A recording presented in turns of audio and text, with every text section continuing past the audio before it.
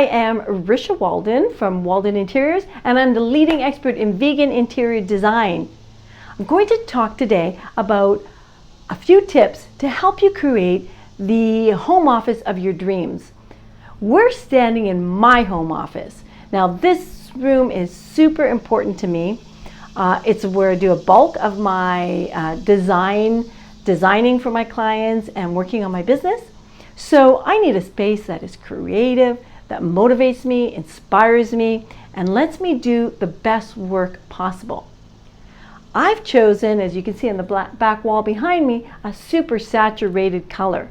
So number one tip, color is so important. Color, or maybe no color or lack of color. This is super important. I talk about color a lot, but this color from Benjamin Moore really soothes me, makes me focus, and I get such joy out of being in this space. So number one, pick a color that is going to work for you. What color would you pick? Tip number two, I need a lot of space for doing work. I've got papers, samples, my computer, my notes. I mean, the list is endless, and I like to spread out when I'm doing a project. So instead of using a desk, I have enough room in my office for a dining table. Now that seems kind of big, but honestly, it's not. It's a smaller dining room table.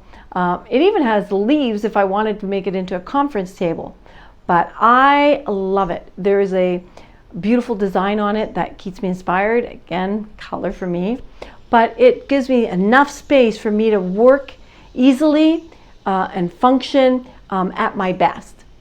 What kind of desk do you need? Do you need a big desk? Do you need a desk that can allow you to stand or sit during the day? What kind of desk do you need? That's super important. Tip number three, think about storage. Storage, all those things that you need, such as your office supplies or maybe samples. I don't know, there's a multitude. What have I got? I got samples, I've got supplies, I do all my business for my home in here, my personal life. I have a storage unit you can see right here behind me, and that unit houses all my supplies and lots of samples. I like to have samples that give me lots of inspiration. So how much storage do you need? Make sure that you're addressing your storage needs so things can be put away into a great space where they're not distracting you, but easily accessible. Storage is key in a home office so you're not overcome with paraphernalia everywhere. Tip number four, lighting. Now, if you're like me, and I'm sure you are, how many calls or Zoom calls are you doing a day? So we need lighting.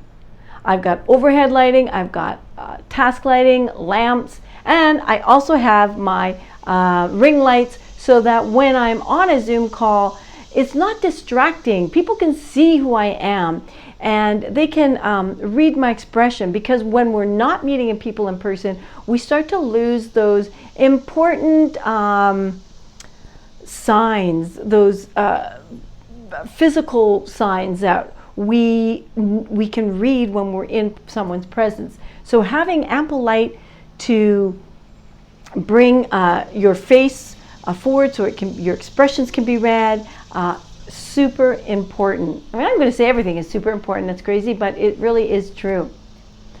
And then my fifth tip here is heating, cooling. Now, I am so lucky. When I did the renovation on my home office, I added a beautiful sliding door that allows me to be open out to the elements all the time. I love the heat, so in the summer, I love having the outdoors come into my home. But in the winter, I have a separate heating system for this room, so I can jack the heat up really hot. I mean, I have people come in and they think I'm in a sauna. I love it. I work really well in the heat, but I can control it. So when you're thinking about design, it's not just about the beautiful things. They have to function and look beautiful. These are 5 tips. I've got lots of other tips, and I have lots of other ideas that make the home office personal for you. So check out my videos on Facebook, and I have more coming on YouTube. Stay tuned next time for more tips on how to create the space of your dreams, the home of your dreams. Or I can help you do it.